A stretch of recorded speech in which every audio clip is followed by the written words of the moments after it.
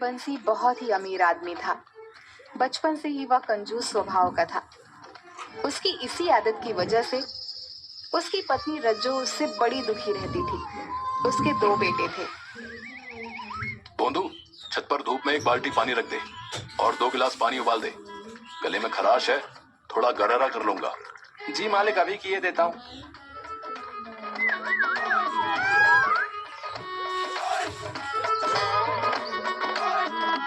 ये लीजिए मालिक, 1 गिलास गर्म पानी, कर लीजिए गरारा। अरे वाह, तुम तो बहुत समझदार हो गए हो बोंदू। एक ही गिलास में काम चला लिया। चल चल, अभी छत पर का पानी वाला बाल्टी नीचे ले आ। गर्म हो गए होंगे। इसमें से आधा गिलास गर्म पानी बाल्टी में डाल दे। आज बहुत ठंड है।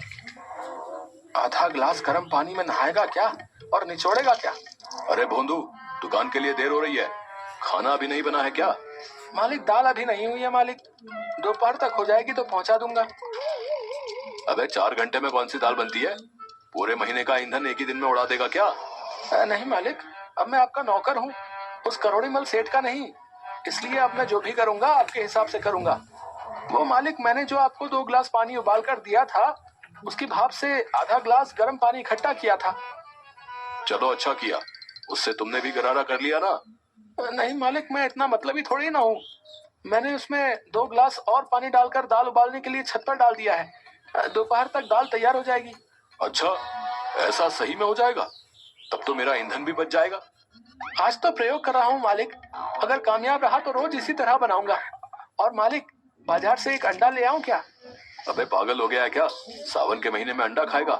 वो मालिक, मैं तो अगले महीने के लिए ही बोल रहा था कि अंडा लाकर रख देंगे, 1 महीने में मुर्गा बन जाएगा तो पूरा घर खाएगा। अले आलिया, आज तूने साबित कर दिया कि तू ही मेरा सच्चा नौकर है। हाँ। नहा धोकर सेठ बंसी तैयार होकर बैठा रहता है। तभी राजू कॉलेज जाने के लिए बाइक की चाबी लिए। अरे राजू, ये मोटरसाइकिल की चाबी लेकर सुबह सुबह कहाँ चल दिए? चल इधर आ और बाइक की चाबी दे। अरे पापा, कॉलेज जा रहा हूँ पापा, लेट हो रहा है। चल इधर ला बाइक की चाबी। 5 मन अनाज खा खा के कितना मोटा हो गया है। साइकिलिंग कर साइकिलिंग। ये पकड़ साइकिल की चाबी और चल, मुझे दुकान पर छोड़ते हुए अपना कॉलेज निकल जाना। पापा, एक तो मैं 60 केजी का हूँ, ऊपर से आप 82 केजी के। साइकिल कहाँ उतना वजन सह पाएगी। ऐसा करते हैं, मोटरसाइकिल ले लेते हैं पापा, जल्दी पहुंच भी जाएंगे और दोनों उस पर निकल भी जाएंगे। चुपचाप साइकिल निकालो और मुझे दो, मैं दुकान तक साइकिल चला कर लेकर जाऊंगा। तुम पीछे पीछे जॉगिंग करते हुए दुकान तक पहुंचो, फिर वहां से तुम साइकिल लेकर कॉलेज चले जाना। अरे काहे मेरे बच्चे के शरीर पर नजर लगा रहे हो? एक तो ऐसे ही सूख के कांटा हो रहा है, ऊपर से तुम इसको इतना परेशान करोगे तो बच्चा कैसे रह पाएगा? जी जा बेटा जा, तू अपना बाइक लेकर निकल। इन्हें जैसे जाना है वैसे जाए दुकान। अरे रज्जो, तुम दोनों एक दिन मुझे रोड पर ला दोगी। रुक राजू, मैं भी चलता हूँ। जब मोटरसाइकिल ले ही जा रहा है तो मैं अपना एनर्जी क्यों खत्म करूँ? मुझे दुकान पर छोड़ते चले जाना। बची हुई एनर्जी से दुकान में मैं 2-4 बोरियां उठाकर रख दूंगा। इसी तरह बंसी की कंजूसी की वजह से पूरे परिवार सहित मोहल्ले के सभी लोग परेशान रहते थे। सेठ बंसी की कंजूसी का चर्चा दूर दूर तक मशहूर था। एक दिन दुकान में, अरे सोहन, अंदर तो देखो, क्या फूटने का आवाज आया?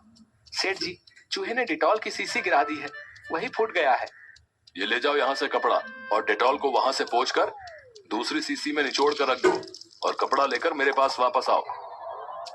ये लो सेठ जी, मैंने सारा डिटॉल अच्छी तरह से कपड़े से निचोड़ कर दूसरी शीशी में रख दिया है।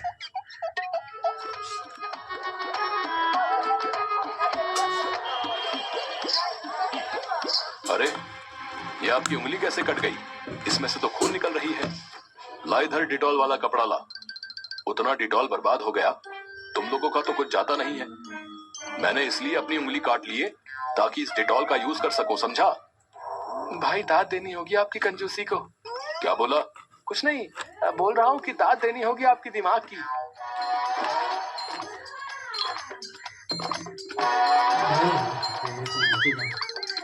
भाई 2 किलो चीनी देना। ये लो भैया, और बोलो। अच्छी वाली दो भाई, पिछली बार यही वाला ले गया था, बिल्कुल मिट्टी नहीं है। चीनी मीठी नहीं थी। लो कर लो बात। हाँ तो क्या मैं झूठ बोल रहा हूँ? वो तो तुम्हें जानो। देखो भाई, एक हफ्ते तक चीनी मत खा, तब देखना थोड़ी चीनी भी कैसी मीठी लगती है। ये क्या बकवास है भाई? अरे कैसी बकवास भाई, जितना दाम उतना काम समझे। अब निकलो यहाँ से। एक बार सेठ बंसी अपनी दुकान से घर जा रहा था। ला ला ला ला ला, आज मौसम है सुहाना, दारू पीने का है बहाना। ला ला ला ला ला।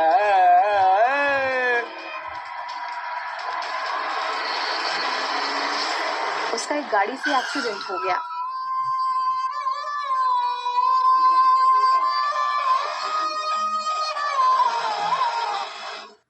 बंसी को शहर के एक बड़े अस्पताल में भर्ती कराया गया। उनकी हालत काफी सीरियस थी, खून काफी निकल चुका था, इसलिए उन्हें वेंटिलेटर पर रखा गया। लेकिन कुछ ही दिनों में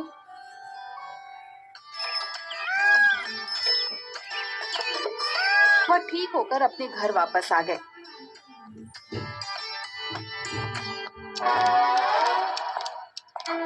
चलो भाई साहब, आप मौत के मुंह से वापस आ गए। अब एक पूजा कर पार्टी दे दो। माफ करना वर्मा जी, एक तो उतना खून गिर गए और बचा खुचा खून आप लोग जला रहे हो। अभी 7 लाख रुपए लगे हैं और 10 लाख रुपए का प्लान बना रहे हो। ओह सचमुच मैं शर्मिंदा हूँ। क्यों जी, वर्मा जी क्या गलत बोले थे जो तुमने उन्हें इस कदर बोला कि बेचारे आंख नीचे किए हुए चले गए? आया था मुझसे पार्टी लेने, एक तो 7 लाख रुपए चले गए, ऊपर से 10 लाख के चूना लगाने चला है। कान खोल के सुन लो, अगर पार्टी नहीं हुई तो तुम्हारा 20 लाख रुपए का नुकसान नहीं करवाई तो मेरा नाम भी रज्जू नहीं। बीवी का हुक्म था, वो भी पैसों की धमकी। सेठ पार्टी के लिए मान जाता है। सभी ने सोचा कि चलो इस एक्सीडेंट से कम सेठ की कंजूसी चली गई और वह भोज के लिए उन्हें इनवाइट किया है। सभी ने बढ़ चढ़कर भोज में शामिल होने की इच्छा जाहिर की।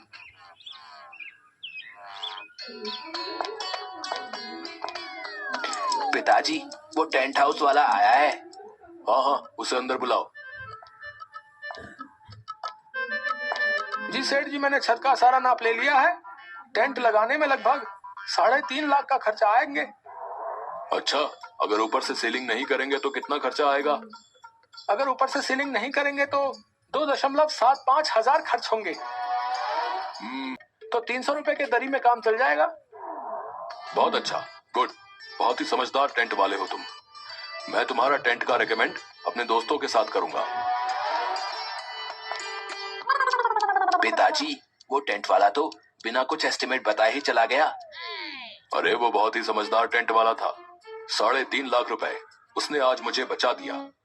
मेरे इलाज में लगे 7 लाख का आधा पैसा आज रिकवर हो गया। पिताजी इनविटेशन कार्ड छपवाने के लिए 5,000 रुपए चाहिए था। अरे सबको तो मुंह से ही बोल दिए हैं, इनविटेशन कार्ड का क्या करोगे? वैसे भी इनविटेशन कार्ड अब पुराने हो गए हैं। जरा अपना मोबाइल का ब्लूटूथ ऑन कर डेटा देना। मैं अभी व्हाट्सएप से सभी को इनविटेशन भेज दे रहा हूँ। चलो, ये भी 5,000 बच गए। अभी भी 3,45,000 रुपए मुझे रिकवर करने होंगे। हलवाई भी पूछ रहा था कि मेन्यू में क्या क्या रहेगा। हाँ, उसे भी भेज दो।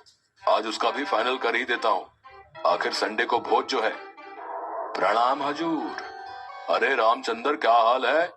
क्या बजट है तुम्हारा? ठीक है हजूर, वो 500 आदमियों का खाना बनाने का 20,000 लगेगा मालिक। अरे इतना चार्ज तो 5 स्टार होटल के शेफ भी नहीं लेता है एक दिन का खाने का। वो हुजूर 20 आइटम भी तो हैं, कम से कम 10-12 कारीगर लगेंगे।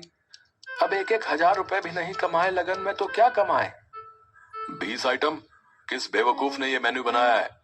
20 आइटम खाते खाते आदमी का हाजमा खराब हो जाएगा। उन्हें अस्पताल जाना पड़ेगा। मैं अभी आ रहा हूँ अस्पताल से। मैं जानता हूँ कितना फीस लेता है डॉक्टर। सो 20 आइटम नहीं, 10 आइटम का बताओ कितना लगेगा? हुजूर 12,000 से कम में नहीं हो पाएगा। ठीक है, लेकिन जो भी आइटम बनाओगे मेरे ऑर्डर के बिना खाने के लिए नहीं भेजोगे। अगर भेज दिए तो उसके पैसे काट लूंगा और उस आइटम में लगा मटेरियल का पैसा भी लूंगा, सो ध्यान रहे।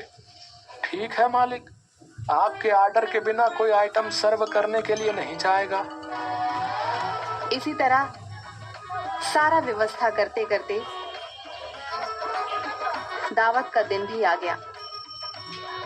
दावत सेठ बंसी की छत के ऊपर जाड़े की गुनगुनी धूप में ओपन रखा गया था। दावत का टाइम सुबह 10 बजे से शाम 5 बजे तक रखा गया था। 9 बजे से ही लोग आने शुरू हो गए थे। ए जी, इस प्लेट में सभी आइटम डाल दो, मैं नीचे जाकर खा लूंगी। ऊपर सबके सामने खाने में शर्म आ रही है। प्लेट रख, प्लेट रख। सेठ इसी प्लेट का लोगों से पैसा वसूलेगा। इसका धन शैतान भी नहीं बचा पाएगा। सिंह साहब, ये कंजूस सेठ तो बहुत बड़ा भव्य मकान बनवा रखा है। विश्वास नहीं होता कि इतना खर्चा मकान में इसने कैसे किया होगा। अरे बंसी जी, जब पहला पहला करोड़पति बना था तो उसमें थोड़ा दिखावा भी आ गया था। चलो देर से ही सही, सेठ बंसी का कंजूसीपन तो कम से कम दूर हुआ ना। देखिए सेठ बंसी इधर ही आ रहे हैं। अरे सिंह साहब, कोने में क्यों खड़े हैं? आइए दरी पर बैठकर आराम से बातें करते हैं। आज तो रविवार है, छुट्टी का दिन, इसलिए मैंने आज दावत दी ताकि आप लोग किसी को भी काम छोड़कर आना न पड़े। ये बात तो ठीक किया है आपने बंसी जी, लेकिन मुझे एक बात समझ में नहीं आया कि लोग दावत अक्सर रात में देते हैं, लेकिन आपने दिन में दिया, ऐसा क्यों? देखिए, जो लोग रात में दावत देते हैं वो दरअसल आपको खाना खिलाते ही नहीं। क्यों, ऐसा क्यों? क्योंकि रात में ज्यादा खाना खाने से भोजन पचता नहीं है और आपको डॉक्टर के पास जाना पड़ जाता है। इसलिए मैंने दिन में दावत रखा। जो मजा जमीन पर बैठकर खाने में है वो कुर्सी टेबल में कहाँ है, इसलिए मैंने सारा कुर्सी टेबल मना कर दिया। बहुत सही किया, लेकिन दावत में थोड़ा गाना बजाना म्यूजिक होता है तो मन लगता है। जब दावत दे रहे हैं तो गाना बजाकर बत्ती जलाकर दिखाना क्या? मैं दिखावे में विश्वास नहीं रखता। दूसरी बात, म्यूजिक के धुन में एक दूसरे से बात करना मुश्किल होता है, इसलिए मैंने बत्ती बाजा सब कैंसिल करवा दिए। ओपन स्काई में जाड़े के गुनगुनी धूप में पिकनिक का मजा लीजिए। दावत 10 बजे से स्टार्ट होना था, 2 बजने जा रहे थे, लेकिन अभी तक दावत का नामो निशान नहीं था। लोग सुबह से ही भूखे पहुंचे हुए थे। कुछ लोग बाहर तो कुछ लोग छत पर भूख से बेहाल होकर टहल रहे थे। मालिक सुबह 10 बजे से ही खाना बनाकर तैयार है, 2 बजने जा रहे हैं। कहे तो स्टॉल लगवा दें। हाँ, अब स्टॉल लगवा दो, लेकिन छत पर नहीं। घर के बाहर जो खाली मैदान है उसमें अपने आदमी को लिट्टी, चाट, चाउमीन, समोसे, गोलगप्पे सभी आइटम वहां लगवा दो और 50 रुपए प्लेट बेचना चालू करो। मालिक, लोग पूछ रहे हैं कि खाना कब चालू होगा, उन्हें क्या बोलूं? उनको जाकर बोल दो कि खाने में अभी 2 घंटा और लेट है। अगर कुछ खाना चाहते हैं तो बाहर लिट्टी, चाट, समोसा, गोलगप्पा वाले सब बेच रहे हैं, वहां जाकर तब तक कुछ खा लीजिए। इस तरह सुबह से भूखे लोग सामने मैदान में जाकर चाट, पकौड़े, गोलगप्पे, समोसे, चाउमीन सब कुछ खाकर अपनी भूख मिटा रहे थे और पैसा भी पे कर रहे थे। तभी भोंदू आकर बताता है कि दावत का खाना बन चुका है। आओ सब लोग, खाना तैयार है, आओ आओ। क्या ये सेठ सबको पपलू बना दिया है? अब सबका पेट तो ये चाट पकौड़े खाकर भर गया, खाना क्या खाक खाएंगे? अरे भैया, जो भी हो, दावत में आए हैं तो अब कुछ ना कुछ देकर जाना ही होगा। चलो अब वहां भी थोड़ा पेट पूजा कर लेते हैं। पैसा देकर पेट भर चुके लोग अनमनी ढंग से गिफ्ट का एनवेलप सेठ बंसी को थमाते हैं और थोड़ा बहुत खाकर चले जाते हैं।